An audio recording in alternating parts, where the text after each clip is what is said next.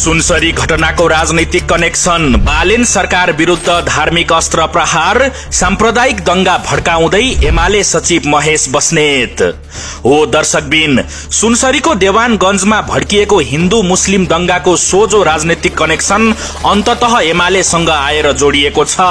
बालेन सरकारलाई कमजोर बनाउन र गुमेको सत्ता फेरि फिर्ता पाउन भिजिलान्तेहरू प्रयोग गरेर एमालेले नै धार्मिक हिंसा भड्काएको हुन सक्ने अनुमान गरिएको छ। एमाले सचिव महेश बस्नेतको घण्टा घण्टामा आउने फेसबुक स्ट्याटसले पनि यो अनुमानलाई थप बल पुर्याइरहेको छ।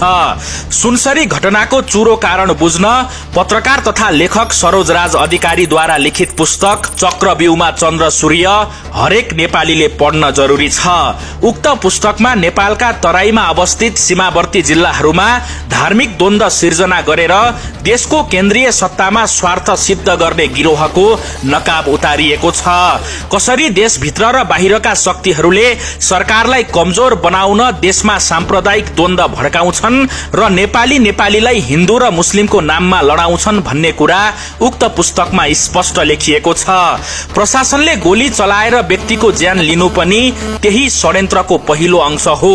मुस्लिम बस्तीमा गएर हिन्दूहरूलाई राति डीजे बजाउन लगाउने, विवाद भएपछि प्रशासन मार्फत गोली हानेर व्यक्तिको ज्यान लिने, त्यसपछि सरकारलाई घेराबन्दी गर्ने यो राजनैतिक षड्यन्त्र हो।